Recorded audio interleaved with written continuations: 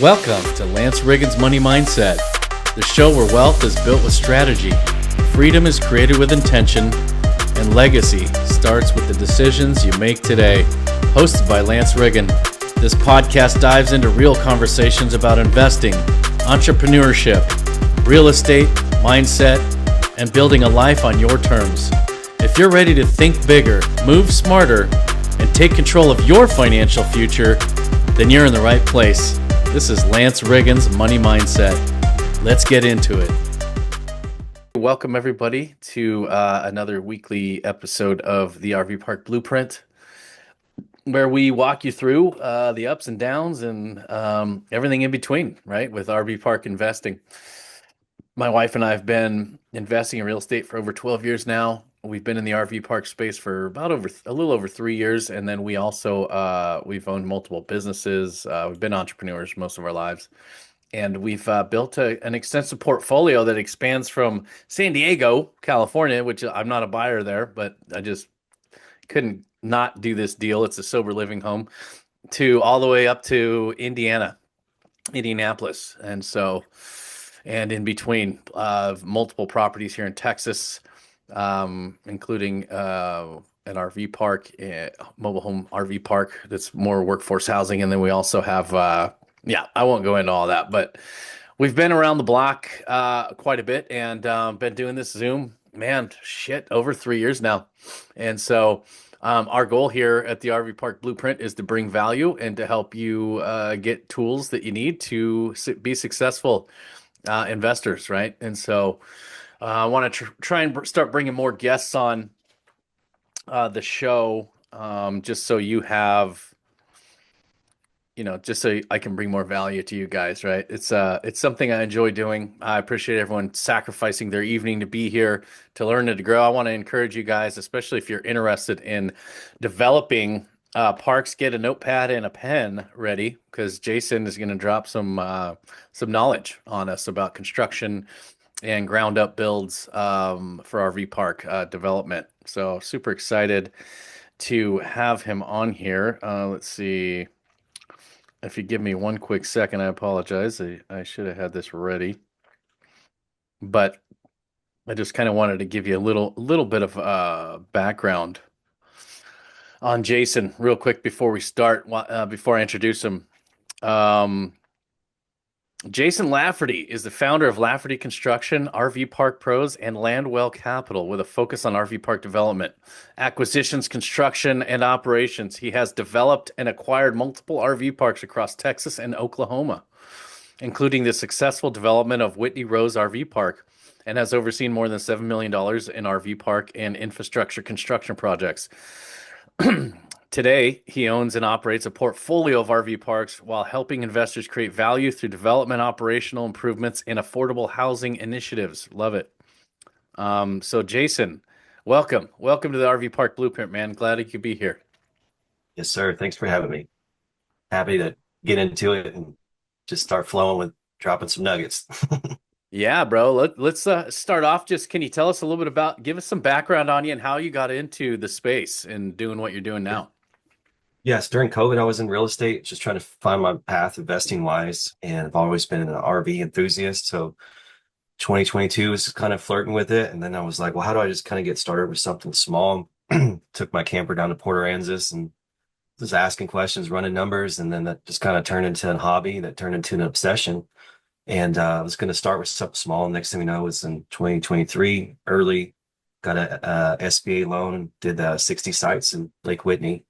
So got my brothers to quit their jobs and their background in construction. And so you're going to work for your little brother now. We're going to build Nice. RV parks. It's going to be great. That's awesome. So we've been growing that construction side and just focus on parks. Just been running with it since then. Heck We yeah. jumped to another 70 site development right after that, and then acquired a little park in West Texas, expanded it, then acquired a big mobile home park in South Texas, 2025. Park number 5 is breaking ground now, and 70 site development here in town, 5 minutes from my house in Fort Worth. So I'm Nice. kind of excited for everything else. My other 4 parks, it's 792 miles to touch every one of them in a loop. So it's very geographically terrible. So, Yeah, so I have it 5 minutes from the house. It's gonna be great. that's cool. Well, in Texas, we don't people ask how far is it? You don't judge in miles, you judge by time, right? Like that's the thing, one of the things I've learned since I've lived here. Oh, it's about an hour and a half down the road. Oh, it's about 2, 3 hours down the road, not 50 miles, 100 miles. You're like, it's like, well, it's about 2.5 hours. That's kind of how I Right. judge Dallas, Fort Worth. Like to the heart of Dallas from here, on a decent day, it's like a 2 hour drive from Tyler, Bullard, where I'm at. But so what did you do before you got into this, man? What was your previous life like? Just lifelong serial entrepreneur. Before Okay. that, I was in real estate, selling houses and land. Didn't like that. I just kind of was just trying to find my path in that. Then was health insurance for a while as an agent. 2016, I had a food truck for 4 years in Alabama out of a Oh, 1991 school bus. And then when I was a younger pup, I had a transport company, kind of a hot shot company for mm, 4 or 5 years. So I haven't had a job since I was 20. I'm 39 now, so it's kind of awesome, bro. Our stories are so aligned. It's crazy. I it's uh, not.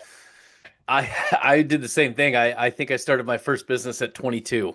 No, really close to the same age. And Yeah. I also started a hot shot trucking company, but it was at the wrong time. I just cashed out, sold one of the biggest flips that I'd ever did in Oregon before I moved here, and had I mean, I made 170 grand on the one single family home, like 1,800 square foot home, dude, in Nice. just Heck really yeah.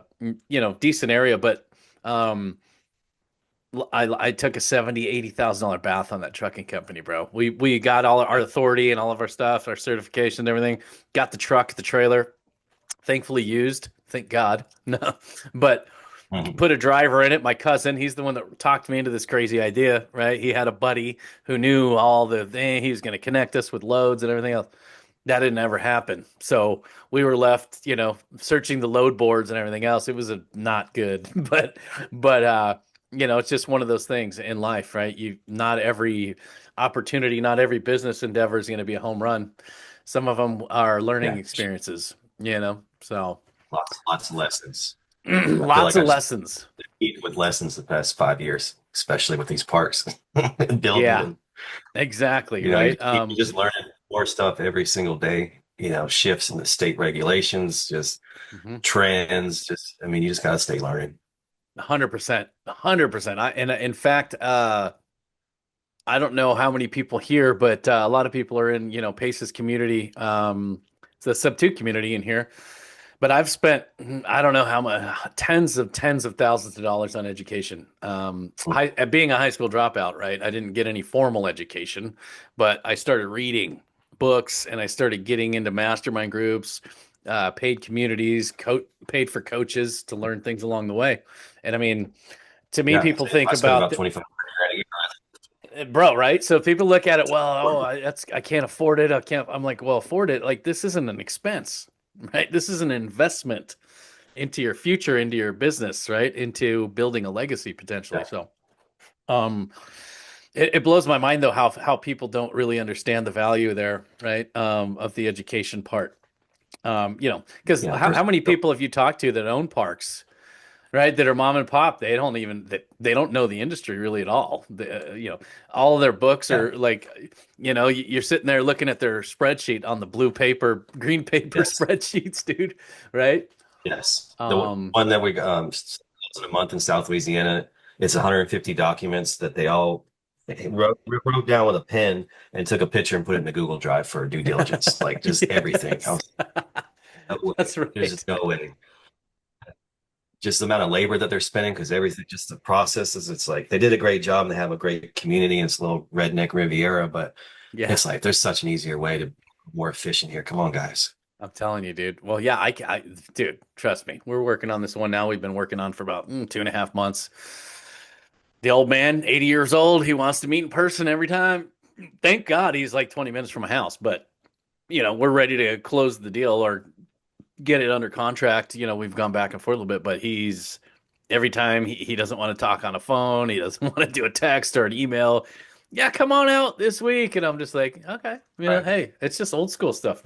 These people we're working with, a lot of them are boomers and they're retiring and they're from a different generation where it was a handshake type of deal, right? They want to know that you're going to take care of their baby. And I try and tell Mm. people that all the Thanks. time. Focus on those relationships first, man. The money will come, right? Um, Mhm. so Jason, let's get into this, bro. Yeah. Hit me. Yeah, how do you select locations specifically suited for workforce or low income RV park housing? Well, my experience and thought on that is that those guys are typically going to drive less than 20 miles. So I just picture a 20-mile circle about wherever I'm looking, and then just kind of figure out in that local geographic area, those local economics, those local vibes, go to the diner, talk to the old lady that knows everybody, see what's going on Yeah. around town. You know what I Hmm. mean? Just kind of get Yep. a really feel and a pulse on each little micro community because you'll That's see what good. the vibe is, you'll see what the trend is, you'll see what the feel is, Mm, and then you can really dig in from there. And then the that's next thing you good. know, you're in a town 30 miles away. It's completely different. They have different expectations. There's different type of people, different clientele base. So I think that's the interesting thing about parks. It's not like multifamily where you have all this data about economics and demographics. It's about a pulse, a temperature, a feeling of Mm, who the folks are staying at your park, why they're staying there, and all that. that's good. I love that. Yeah, and excuse me, we're focused primarily in the South as well, right? Texas is an awesome place to invest. I think the Sun Belt states, primarily, where there's a ton of opportunity right now to be had for people to come in and renovate RV parks or increase RV parks, right? Increase the capacity. One of the big Mhm. things for me is extra acreage, right? Converting a 30, 40 pad into a 70, 80 pad RV park if they have 2, 3 extra acres. Yeah, Um, I'm looking at one now with a group, and it's 60 acres, and it's only 50 RV sites, and they could be doing a better job. They're only 53% occupancy, but that mhm, area doesn't warrant another 100 RV sites. So I'm like, all right, let's mhm, there's 40 extra acres. I'll just meet with the engineer today, and we could just add a road right here, subdivide 15 lots, put some mobile homes on there, and mhm. profit about $750,000 off that, and then you still have a whole freaking RV park that you have. Dude, I love that. That's thinking outside the box. That's great. Yeah. That's the thing. I think you've got to have a creative mind for this kind of stuff. Otherwise, you Sure. better get a partner that has one because you really Got to have to pivot. learn to think outside the box and pivot quickly in a lot of cases, right? Because not everything works out like it does on paper. Once you Yeah. get into the deal, things don't rarely go as planned, right? Can you talk a little bit about that, like some of the challenges that you've faced after the close of escrow? Yeah, well, just like that question there with Brent Walker, he said his lender wants him to focus more on 51% short term, so that probably means an SBA Yeah. loan. Yep. But my first Exactly. one was SBA loan, 7A loan, and I thought, oh, it's 3 minutes from the lake. It's gonna be short term. Heck yeah, I'm gonna catch people going to the lake. It's gonna be fun. And then I missed the boat. It was my first one. I didn't really have any experience or training, and I missed the boat on that one. So it's a monthly park. So we definitely had to make some shifts, and that area occupancy just was struggling all around the whole area. So this year I finally convinced my construction company bank to finance as many RVs as I want. And so we Hmm. have 13 rent to own RVs out there because we found that there was a need. There was a few young moms with battered situations that just needed to get out of Fort Worth or whatever. There was a family that their house burned down. They didn't have a backup plan and they needed a camper. So it was pretty cool to be able to help some people out. And then next Hmm. thing you know, that I just added 13,000 a month in revenue just by doing that little shift. Nice. That's awesome, bro. Nice work. Yeah. Yeah, it's that's the thing too, like that people are so afraid, right? Most people living in fear and doubt constantly, or they overthink every little thing. That's something I've run across a lot. Constantly overthinking it, constantly overthinking, just regurgitating. It's like when you're a youngster, right? And you're jumping off rocks, you know what I mean? Or a bridge, you know what I mean? Like for me, if I go up there and start thinking about it, I'm afraid of heights, and so if I just get up there and just jump, I'm good. Hmm. But as soon as I stop for a minute and think about the potential consequences if I hit something or if I land wrong, then I'm talking myself right back to walking down the hill. Of course, Right. I call it, we mitigate risk. It's mitigated risk, right? We do our best due diligence and underwriting to make sure, as much as we possibly can, that the park is going to be true to what the numbers are showing. But Yeah. But my favorite part is that it's still, at the end of the day, it's still with parks. It's a judgment call. Mhm. It's a gut feeling. Like I was talking with one guy Yeah. that's trying to buy a park and it's been closed due to a bad partnership. And he's like, Hmm. how do I know this thing's going to fill up? I'm like, you just got to believe it. Yes, dude. You got to make an educated decision, but at the Uh-huh. end, you got to trust your instinct So and true. back up that instinct. So Yeah, 100%. In fact, I've had partners that have, come in with capital, right? We do the operations, we do the work, they bring the capital and for an equity split and you know, a lot of those people are afraid to do it on their own, so they just want to infuse capital, which is fine. I'm great with that. But I've had people just, terrified or fearful, right? That they weren't going to get their money back or it wasn't going to work out. I go, it is, right? It's going to work. Like you have to be very confident. And really, I mean, I'm a firm believer that you get what you put out, right? If you're constantly putting out, projecting fear, fear, fear, fear, you're going to, everything's going to go bad, right? If you're mhm. projecting out a positive outcome and in your mind, and you're speaking it and thinking it, then hey, guess what? Your chances are going to significantly increase that you're going to be successful, right? You Yeah, might there's a difference still, between being fearful and then just yeah, being, doing your homework and being yeah, good, just doing your research. 100%.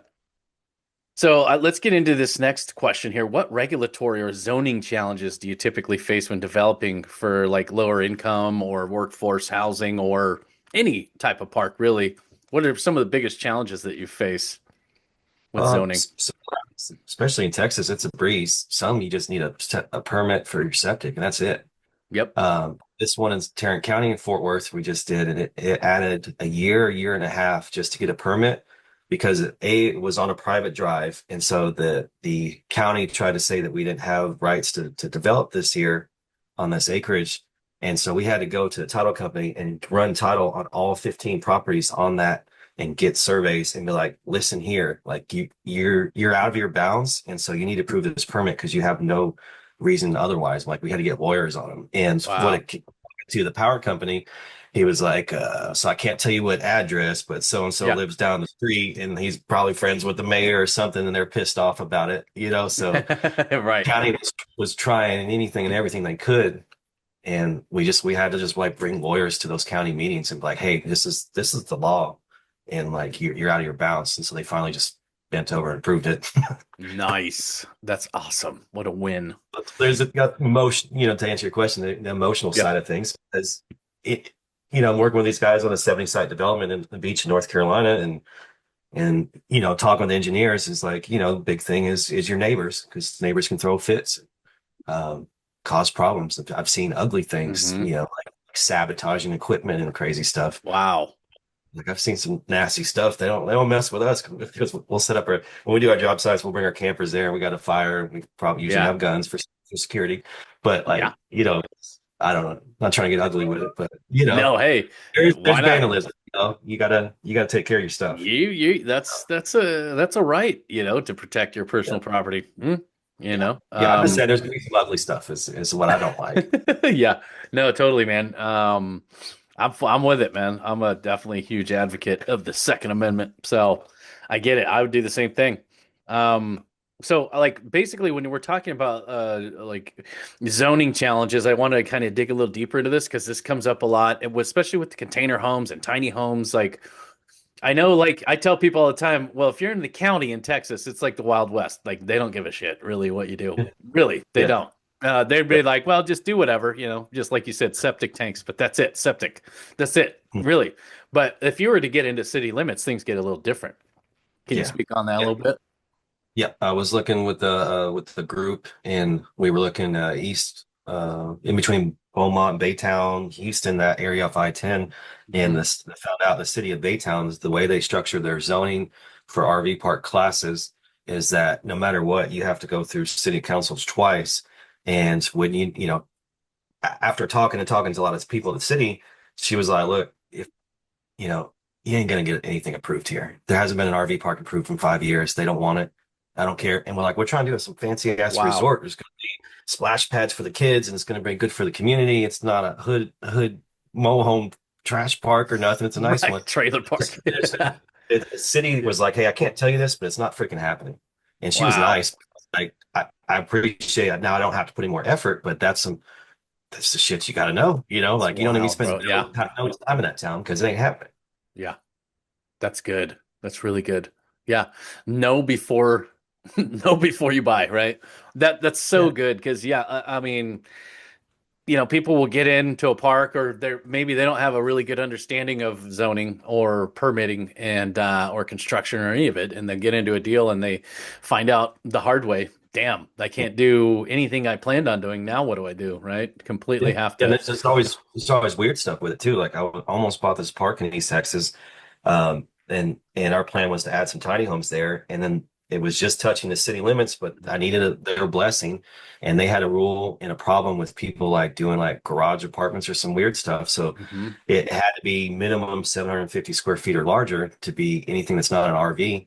And I was like, but these are going to be brand new and they're going to be nice. And so the city himself in person was like, just tell me it's going to be an RV site and I'll approve it. I'm like, but it's not. And he's like, just tell me. And I was like, okay, so I'm just gonna have to take your word on it. Can I get that in writing? He's like, I'm not Right. writing that shit down, but I'll approve it. Nice. That's And that was awesome. the city. So I'm like, all right, That's we got to make cool. a judgment call here. That's rad, dude. I love that. That's cool. Yeah. Well, and that's the thing. Like one of the things that I've learned over the years, I was a contractor for a lot of years. Of course, it was on the West Coast, but still, it's this rule applies anywhere you go. If you're working with somebody who knows the city, knows people at the office, that's going to make things a whole lot easier for you, right? Yeah. Because An they're cool inside with them. visit is powerful. 100%, man. Like you're going to lunch, maybe you go to lunch with them every now and then, whatever, right? But you go in, you hang out, they know you. They're going to push permits through faster for you, for one. I know for a fact. I know I have a lot of friends who are builders, and they can get permits pushed through a lot faster than if Mr. Homeowner, hey, I just decided to go add 50 pads to this existing park. It's Yeah. going to And be a I think lot it's more grief.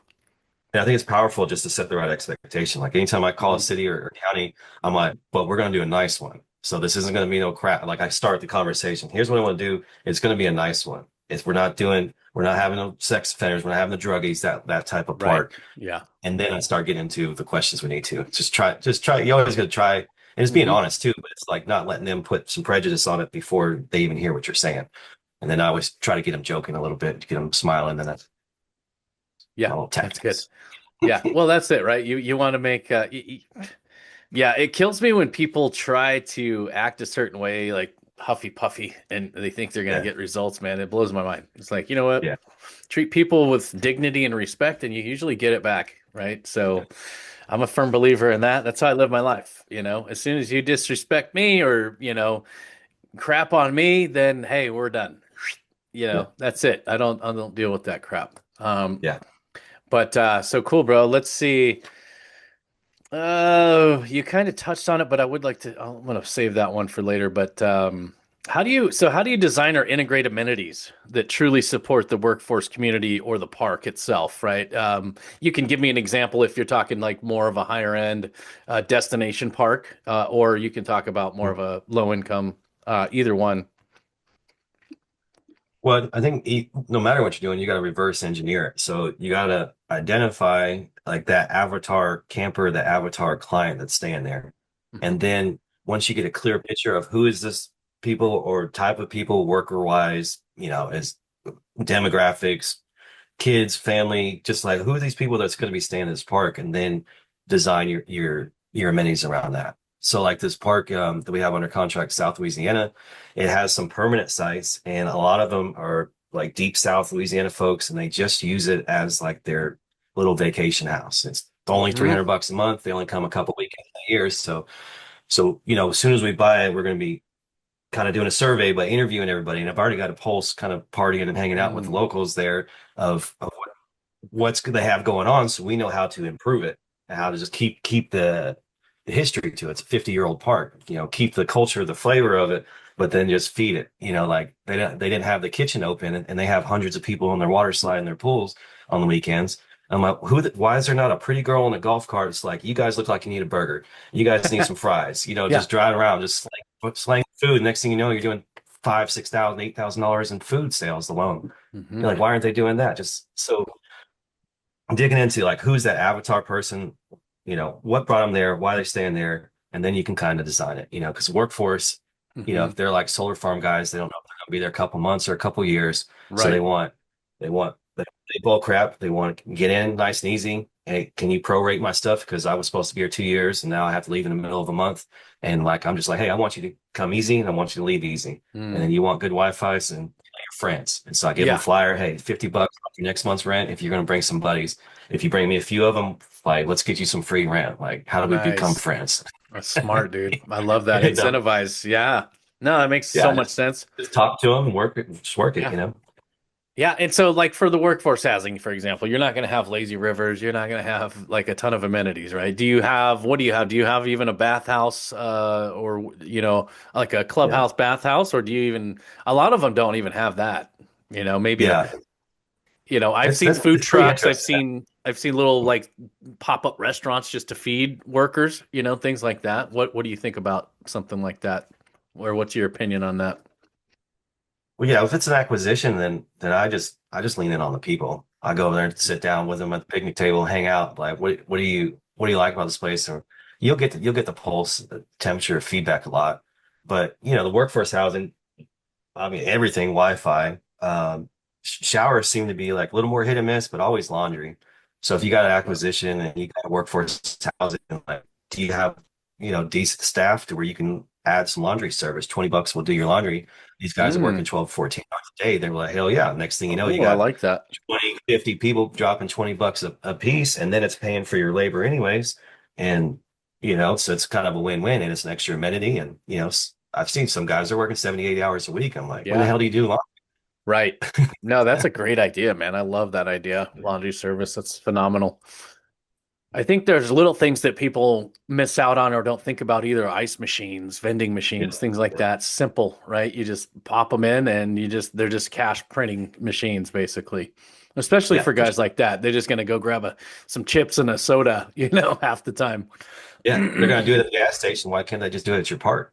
Uh-huh. Ice machines. I see a little park just because it was next to a military base. And so you're looking at it as an extra business that so outside people can easily just go in there and get some ice or Hmm. or whatever. And that added 60,000 a year in revenue to the park. I've seen two parks Wow. like that. No kidding. I'm like 60, 60 60? G's. Yeah, and like all you're doing is replacing water filters, putting bags in there. Wow. Dude, that's a You know, nuts. Well, I've seen two especially parks like here. Yeah, people don't yeah, know. I never saw an ice machine outside of like a corner store before before I moved to Texas. I was like, they have ice machines just on a random road. Like there's one across the street from my son's high school. It was like a yeah, whole little parking lot and just an ice machine. I was like, yeah. really? What the hell is this? And now I know why. So, um, but yeah, Yeah, no, they that's make a good. difference. Like that one in Louisiana again, it's 300 sites. There's a lot of people coming in there.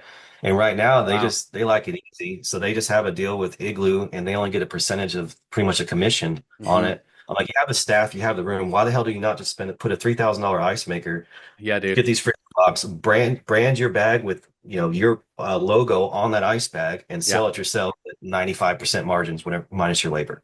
Like, why are you seriously. not doing that?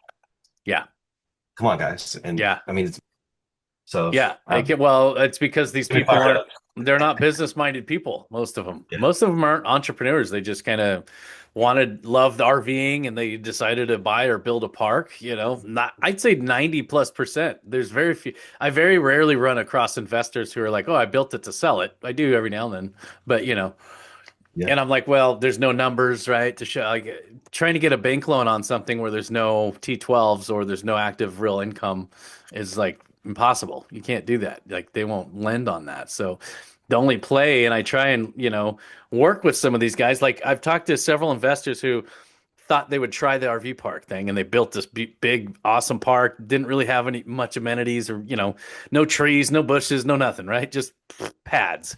And like 20% occupancy. I'm like, bro, like the only way this works is if I partner with you, we can partner, do a lease option type of thing where I can, Mhm. market and help you build up to where we can qualify for a loan.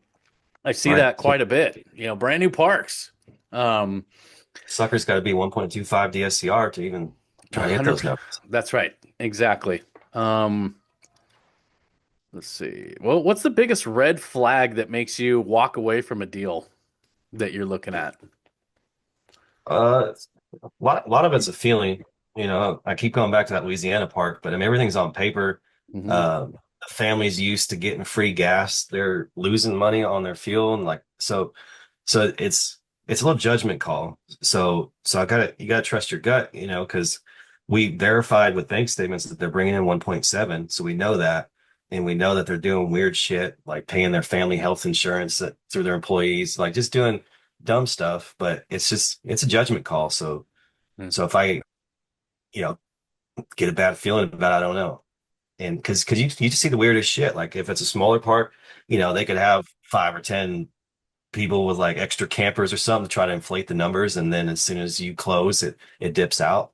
So like there's just Hmm. weird shit. So I think just getting a good feeling, and I try to build a relationship with the owners for sure, the sellers, kind of Yeah, figure out why.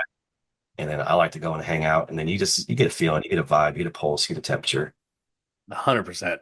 Yeah, that's very true.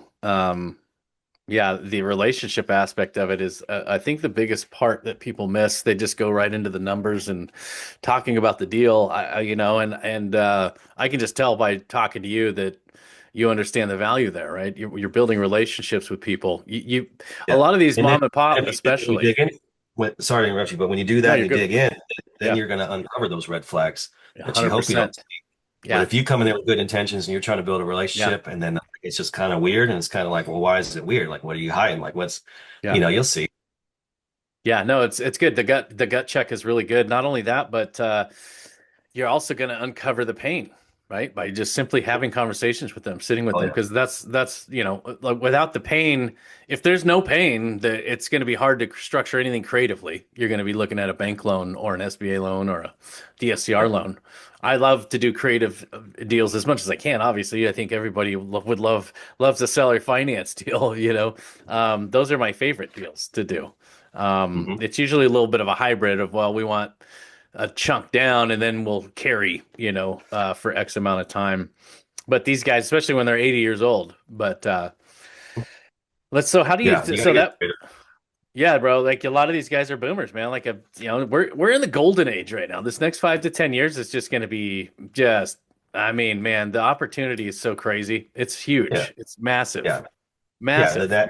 The National Association stats have been, 70, 80% of single family, not corporate owned for 20 Hmm. plus years. Right. So they have a succession plan. They're going to have a transition. Hmm. Absolutely. So how do you typically structure financing on your projects? Like, do you do bank debt, private money, seller carry, or is it kind of a blend? Yeah, that's a blend. First one was an SBA loan. Second one was a partner in a local bank loan. Third one was a little owner finance, and then a hard money loan, kind of bridge situation.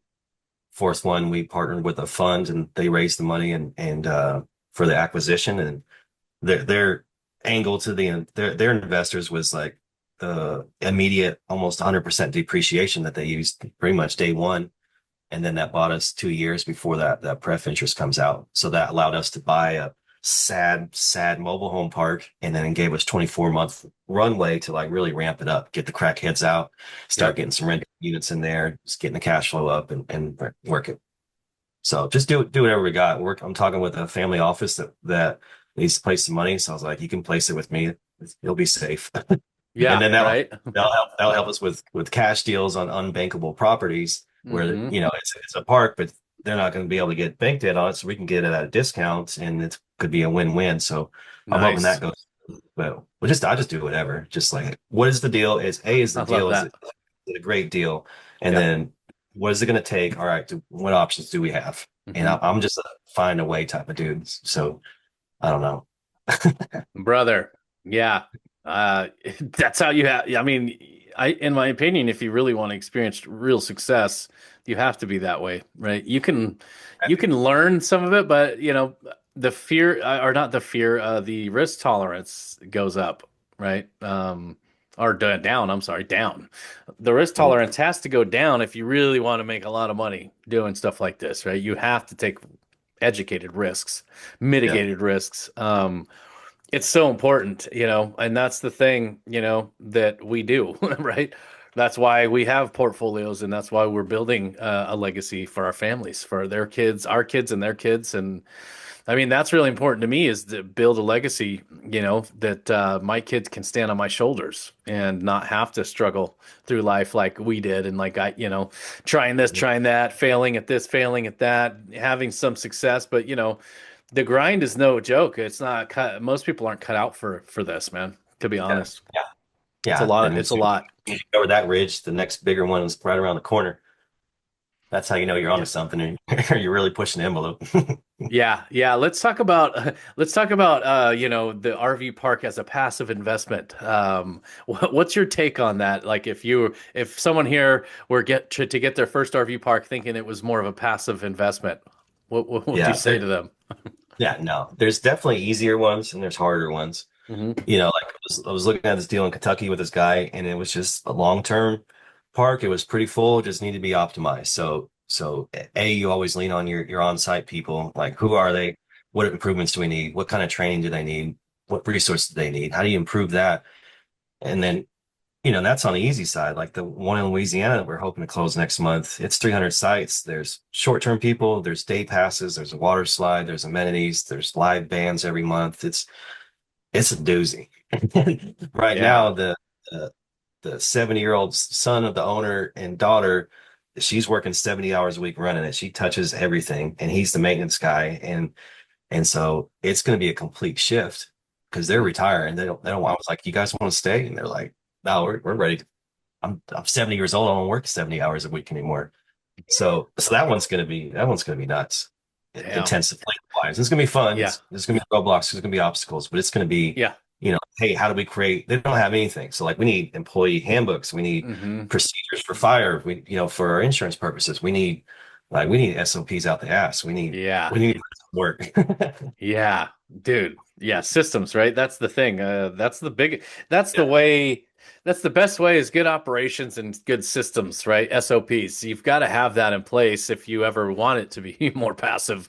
Otherwise, or even not just passive, but you want to get into every deal thinking of an exit strategy, right? I mean, you've got to. I mean, even though most of us want to hold, if the opportune moment comes up and somebody's like, "Hey, I'll give you a bunch of money for this park," you want to be able to hand them a turnkey operation, right? That's operational, fully operational, without them being involved. Um, Yeah, I understand the strategy. Like I'm working with one group and they want to this will be our first park together.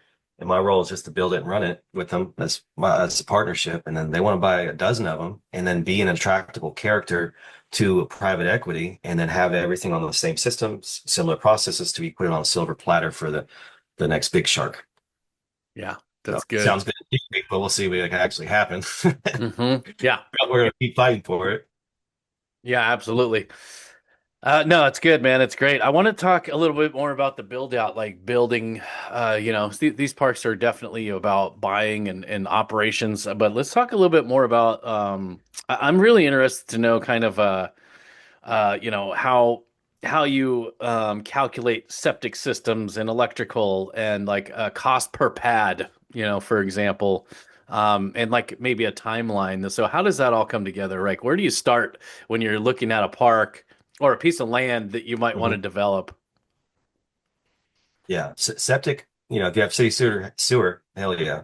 But if you don't, then, you really dig into, you can lean in on your septic and your site evaluator, the engineer guy, and say, hey, preliminary, this is what I'm thinking. Texas RVs with water saving devices could be rated at 40 gallons per day. Showers and washers are 200 gallons per day. So that kind of gives you a pulse and a starting point. And Yeah. if you don't know much, then about 10 sites per acre is a good start, plus or minus. But then you just dig in from there because if you got water, great. Because if you don't, there's a lot of states where it could take 12 to 18 months just to get a permit to be a public water utility to serve water from a well.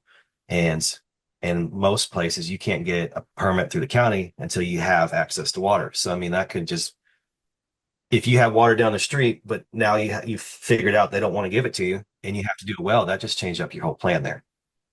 So Mm, so water, that changes everything, and then sewer because that changes your yield. And like Texas, they don't want to be over 5,000 gallons per day, so it's like a small clubhouse, 60 sites is about a 4,500 gallons per day system. Okay. So right now we're building a 156 site park on 18 acres. So all they had to do was subdivide it, and then one septic system's on this side, the other's on that side for that 5,000 gallon per day rule. Oh, So it that's doesn't make any good. sense, but it works. So let Right. the engineers do their nerd stuff is what I Yeah. say. And then I'm Yeah. like, hey, this is what I want to do. Y'all do your calculations. Let me know what I can do. Yeah. Yeah. That makes sense. We have that's so good. That's great information. Um, it's good that you know the calculations and you know exactly what needs to be done. We have they're trying to limit, tiny home communities here in Bullard, right? It's growing. Tyler's moving this way, Flint, Bullard, and they're trying to the old money guys, right? The guys that own hundreds of acres out here. They're trying to lock you in and minimize the amount of houses per acre out here, and it's obviously I understand why, but you're not going to be able to slow it down or stop it, but you can only Yeah. have one house, I think, per one septic per half acre here. Mhm. You know what I mean? Per property or whatever. We're going to bring in a couple tiny homes here so we can refinance it's a seller finance deal that I'm in right now, this house. And the old man wants his money. We extended a couple years, and so, anyways, we got to do that just to be able to refinance because the house isn't worth what it was when we bought it 4 years ago. You know what I mean? So, I'm like, we'll bring in two tiny homes, we'll put in the septic system, we'll rent them out, and then we'll refinance out and have money in the bank on top of it. But,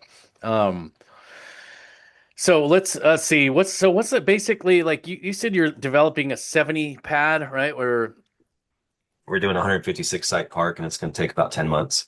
no But it shit. just, Whoa, that's fast, dude. yeah, Wow. it can definitely take longer. This one was been a headache. We had to move 15,000 tons from the south end of the property to north end, make a V, so everything slopes completely different. And it was just like, Jesus.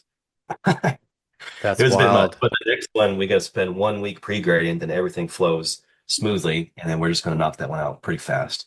Because like, Nice. hey, we just got done with this difficult one. It's getting easier. This is like our eighth one we've done. So I think we learned a couple things, Yeah. Oh, yeah. Absolutely. Well, and you've had experience, a but bunch of F ups, and well, it helps that you're an operator too. I'm sure that helps tremendously, man. Knowing what might come, right? What challenges you may face down the road. That helps. So, like, what timeline? Man, that's insane, dude. Wow. Okay, yeah, that's cooking. That's cooking for sure. that's And fast. yeah, and there could be a lot of delays. I'm talking with Yeah. these guys on the 75-acre, 300 site development on the coast, and I'm like trying to quantify what that's going to take. That's going to take a year and a half. I mean, there's just so many amenities and Yeah. reshifting the shore to make it beach friendly. I'm like, oh shit, it's going to be a doozy. Yeah, that's cool though. Yeah, I got a guy who lives in Dallas who's building a 99 pad site here. He's already been on it for a year, dude, and he's not even like halfway done. When he told me that, I was like, "What, dude? Like, what? What Too is many going union on?" break. I need to get him your number, dude. When he said that, I thought that Right. was So, insane. But I didn't really know, right? I'm not yeah. on the development side yet, or haven't done it yet, but we will be with this park we're looking at now. It's got 11 additional acres, that we're gonna Nice. develop more sites, and it's got this bitchin' view, and it steps down. So we're thinking Oh yeah. like some dome, like iridescent, or what is the I don't know the term for that. My wife does the I domes. can see it, but I don't know what it is Yeah, either. you can see the sky, and then you can see out. They're not cheap too. They're like 50 grand, dude. They're sick. They're bitching. They're not like cheap ones, Yeah. but. And then Yeah, with maybe a some million tree dollar view houses. too. Shit, that'd be great. Yeah, dude. But anyhow, so yeah, a lot of people in my circle are looking at developing, add additional, right? Not just developing ground up, but adding structure, adding infrastructure. Um, Yeah, expansions are fun. We did one in mhm, Oklahoma. It's like expansion. 100 sites. We added 29 sites to it, and it Mhm. had its challenges, but it's really just identifying what you're working with. That one had city water, city sewer, and the water was just kind of weird, so we had to make some judgment calls and adjustments. And Okay. uh, but it was, I don't know. To me, it's fun because we just pull up in our campers and then just show up, and like the skid steer's right outside your camper door, and we just get to work because it's Nice. already you know. Yeah, that's sick. Oh, my wife corrected me. Geodesic. That's the Gee, that's it's the cool. term. Geodesic domes. Okay.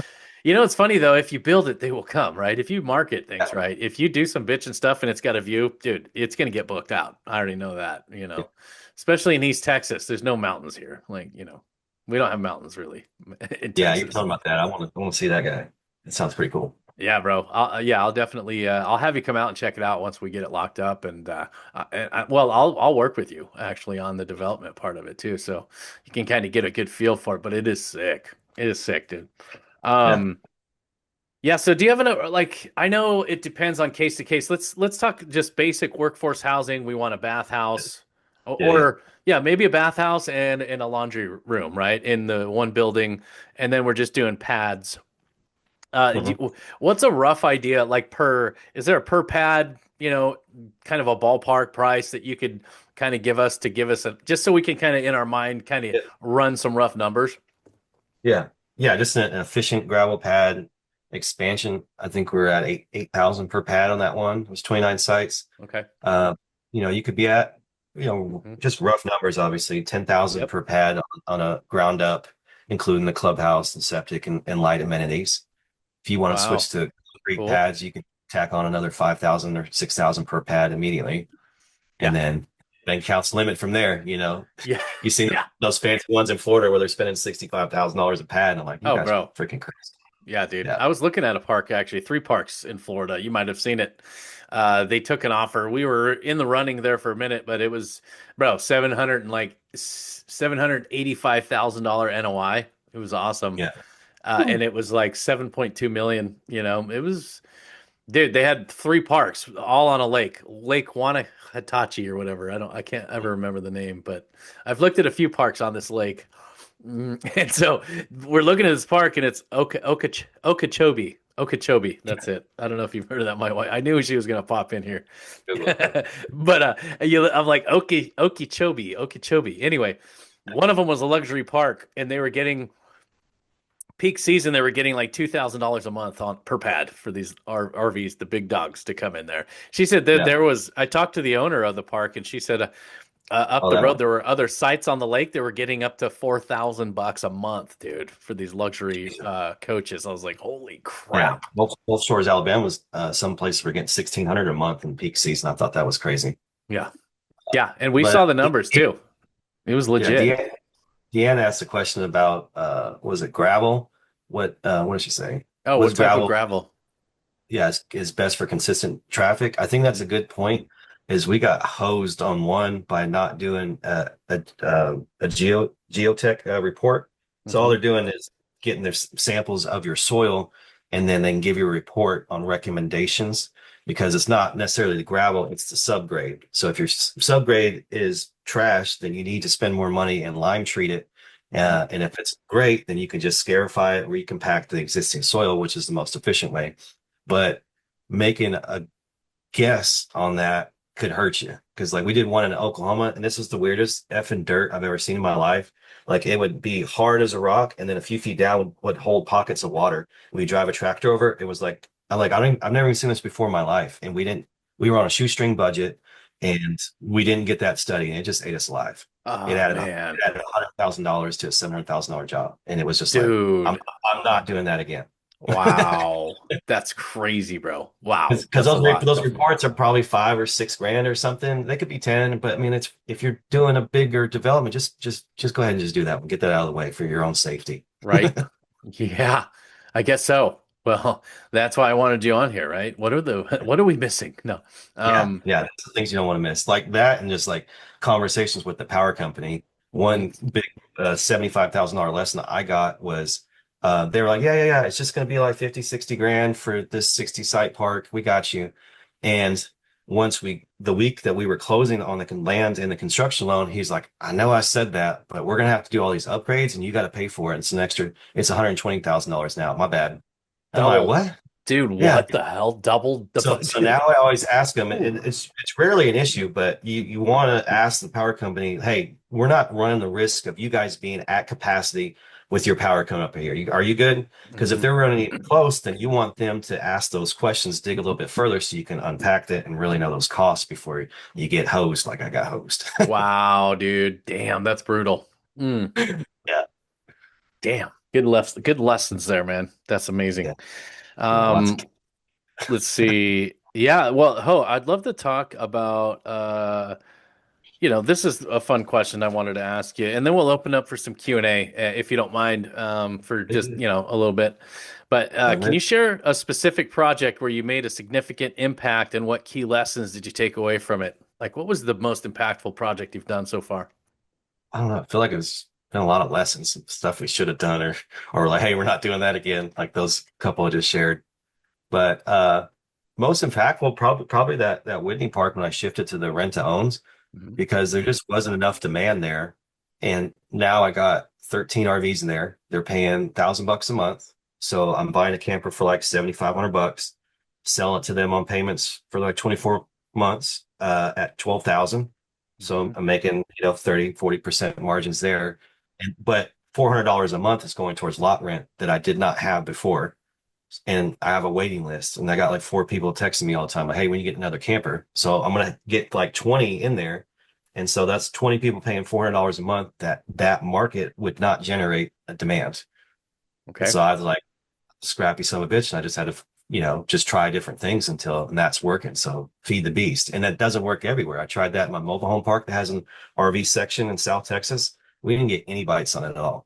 Everybody there wants to owner finance mobile home. So it doesn't work at every location, but I mean, that is put me in position. And my banker was just texting me just now. And he's like, hey, ball's in your court because we're trying to refinance that park. So I can put a few hundred grand in my pocket and do some more stuff with because I made that shift. That's sweet.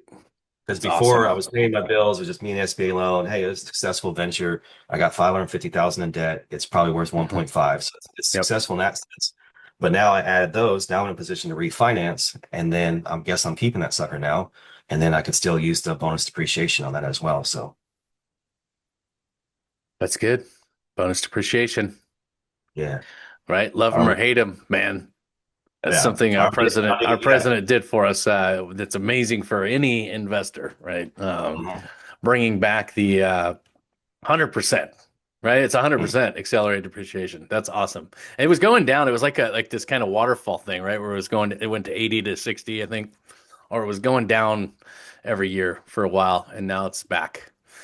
Mhm. That's a massive thing too when you're bringing in private money, guys. Like you have got to use that, right? If you're going to bring an equity partner in and they're a high earner, like W-2 wage earner, like a lot of them are, that depreciation, you can split that, right? You can give it to them. You can give them 50% of that. That's what I've done that before. Yeah. They have to stay in for, I think, at least 5 years into the deal so they don't recapture it, if I'm not mistaken. But Mhm. Yep. it's a massive, massive. It literally can write off couple hundred grand off their taxes in some cases, right? It's massive. Yeah. So And you got LP investors. That's one of the most attractive things a lot of times for those guys. yeah, yeah, It's like, yeah, a good return, a safe project, absolutely. But like, I get to write off $100,000 like this year, and I don't have to give Uncle Sam 30% of it. yeah, Like, I don't, that was the most attractive piece for some people. So yeah. it's good to understand who you're working with and what options you have and what offers you have to offer them. That was a weird way to say it, but Yeah, exactly. yeah. No, it's always something I throw out there. A lot of people miss that when they're raising capital. It's a massive, massive play.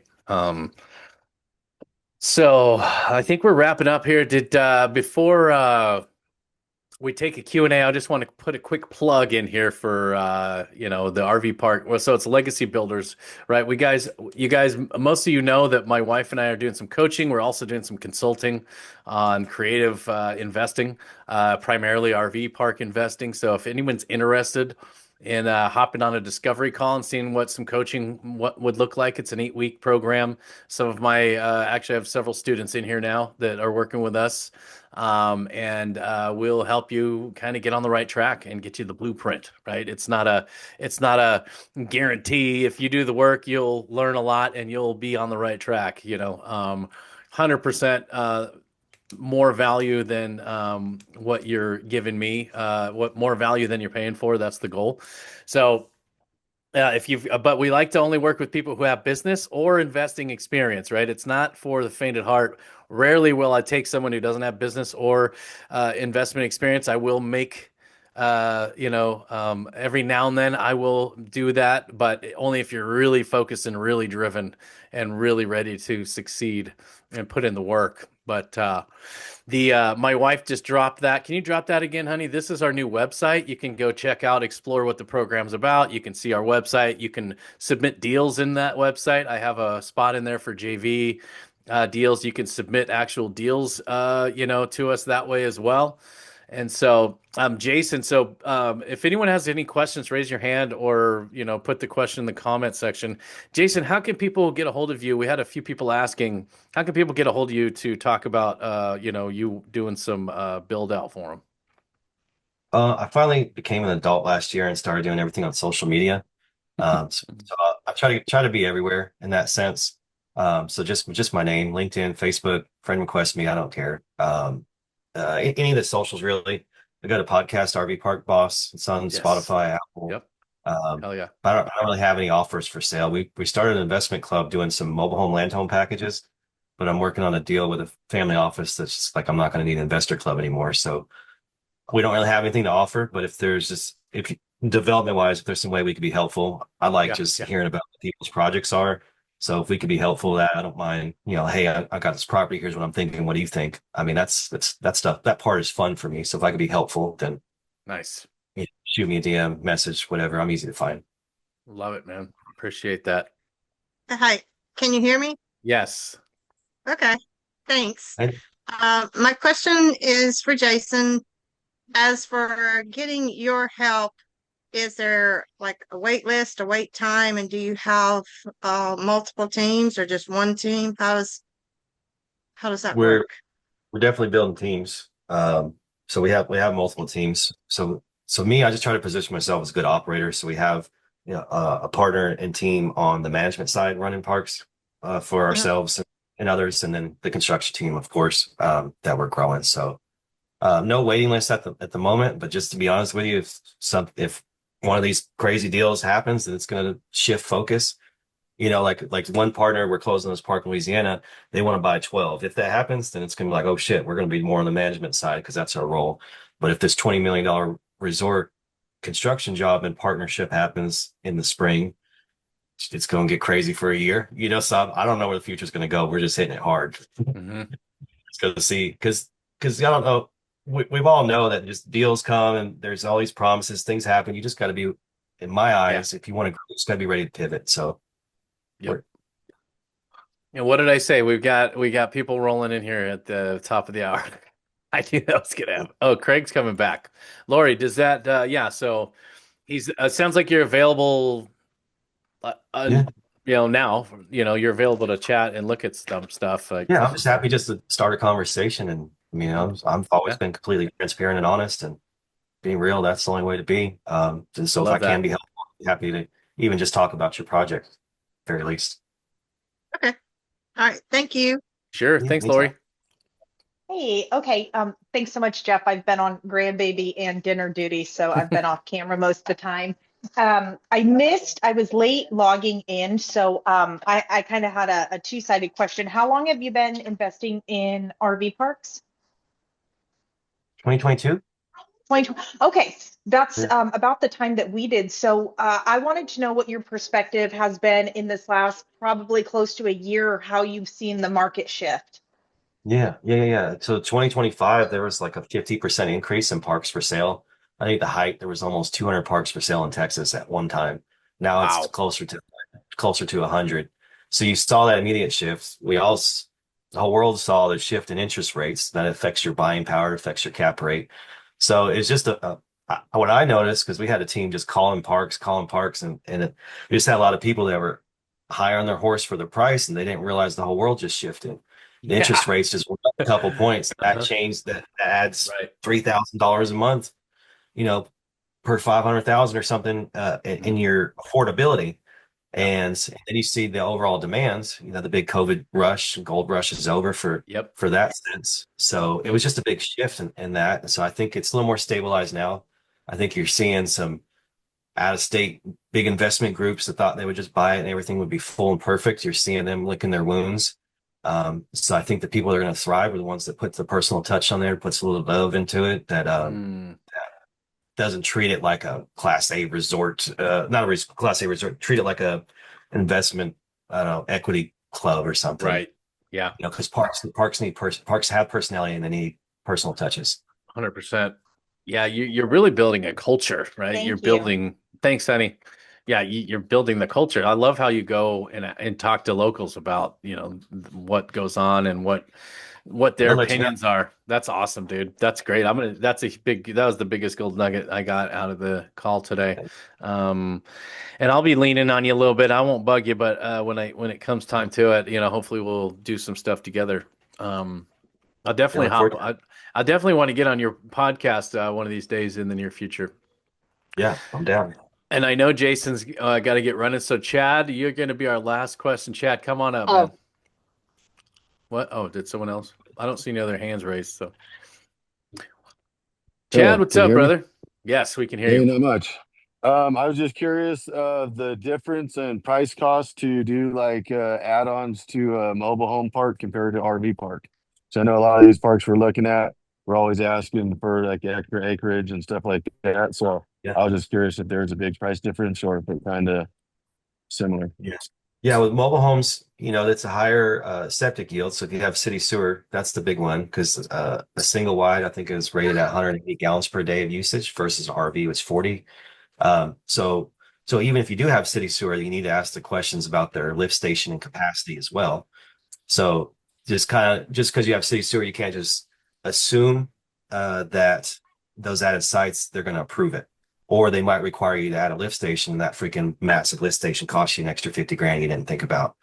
So those two pieces. The other big side is water demand for sure. Will they approve that demand? And then power, of course, because mobile homes are usually 200 amp service versus 50 amp service like RVs. So then it's just kind of digging in. It's like, hey, I'm trying to buy this park. It's got an extra 10 acres. Here's what we're thinking. And then you want to get those answers for, dig into the power company, dig in for city sewer if it is, or your site evaluator for septic and see what you really can yield with it. Sweet. Cool. Yeah, that's I didn't even really think about any of that stuff. Right. I was just thinking. Yeah. And then when you get that information, same power and water taking into money. So awesome. Yes, sir.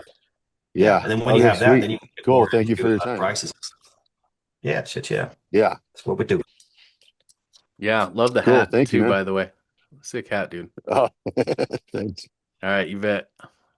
Awesome. Okay. Do we have time for one more question? We want to get this man to his I'm good. To his meal here. Okay. Deanne, go ahead. Come on. Back to the steak, so I'm kind of hungry. No, I'm kidding. Oh man, let's go. All right, we're done. Hey, Jason.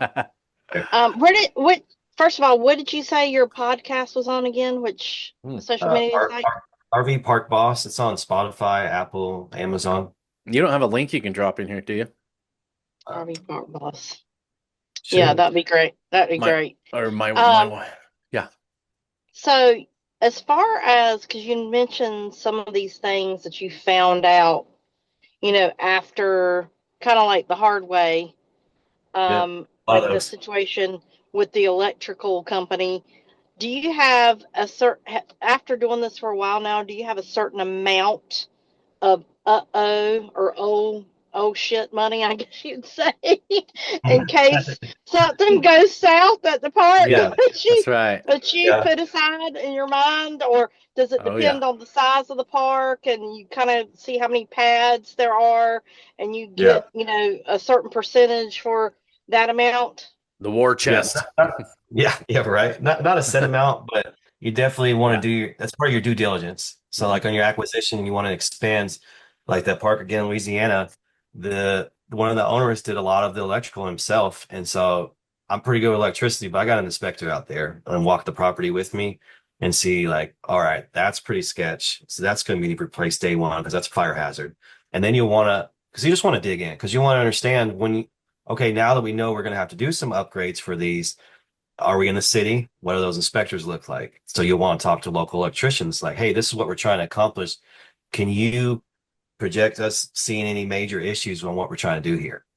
Because some of these upgrades we're trying to do at that park, you have to kill power to a section because they just did all this weird 50-year-old layout. They didn't do it very professionally. So with my experience building parks, I didn't see too many red flags with it, but we definitely needed a budget about 40 grand for me to send a few electrician kind of helpers out there and just like they have a laundry list. So I don't know if I don't think I answered that question very well, but I think just unpacking on due diligence and just really, really digging in. You can't make so many assumptions. Yeah. Well, we do the same thing. You know, we budget at least 20 to 30 grand, you know, I mean, for Yeah, if you don't know, unforeseen. ask somebody that does, you know, lean in on a power company, call a local electricians, you know, just because you want to build relationships if you have a new acquisition anyways. And then if you don't know, just keep asking questions till you know. Yeah, well, if you live far away, I notice you keep, which I love that part. You said you go and hang out with the people at the park and find out what it is they need and, get a feel for the temperament or the community itself and what type of park it is and what kind of people are coming there. But if you kind of partner with a group of people or someone that, if I live far away from like a Texas park, what do you recommend? Do you recommend having like a property manager, or do you recommend literally flying out there a few times a month or a few times a year yourself? Or Yeah, so you'll want to do your site visits for sure, but your on-site people are the most important piece of parks. They're your face away from home. They're the identity of the park. So I try to, that's the most important piece. Like that park in Louisiana I keep talking about, the main lady works there 70 hours a week. Everybody knows her. She knows everybody's name of all 300 RV sites there. So that's going to be the biggest piece right there, is finding another her, because she's awesome. And so your on-site people are key. It doesn't matter if it's a small, like I got a little park in West Texas. This guy does the weeding, Mr. Blair. He handles random issues, checks some breakers, and it's only a few hours a week. He gets a free RV site. We don't have to do any paying in exchange of money, really, and we're all happy. If for things more hands-on, it doesn't matter small or big, your on-site people. Definitely lean on them. Find those people that you trust, build a relationship with them, see what their needs are. If I have one maintenance guy in one of my parks, and I was able to cheaply give him a rent-to-own camper and help him get a pickup truck, and now he's my best friend. He'll do anything for me because it just elevated his life, and now we're friends. awesome. Yeah. Thank you. Yeah. Perfect. Thank you so much. That was amazing. Okay. Cool. Well, Jason, brother, is there any wisdom that you'd like to impart before you leave? Any book references or anything that's helped you get to where you're at today? Since 2020, I've just been big in personal development, different masterminds, and because as my whole life as an entrepreneur, it's just always been like, I'm gonna make some money and hustle, but there's other aspects to your life. The easy thing is faith, family, finance, and fitness. So I try, when you have weak areas and other parts in life, it hinders from the ones that you really focused on. So just keep learning, keep growing. Oh, that's so good. It's good. The good mindset, right? It all starts and ends right here. I love it, man. Thank you so much. Everybody, let's give Jason some flames or some hearts in the chat. Let's show him some love. Thank you so much for coming on, man. I appreciate it. This will be uploaded to YouTube at some point in the very near future, and I'll share that the recording with you too if you want it. Please. I'll make some clips out of it for sure. All right, sweet brother. All right, Jason, thanks so much, man. Look forward to meeting you in person here very soon. Yeah. Let's make it happen. Go get you some food, bro. All right, take care. Yeah. See you guys. Thank you so much.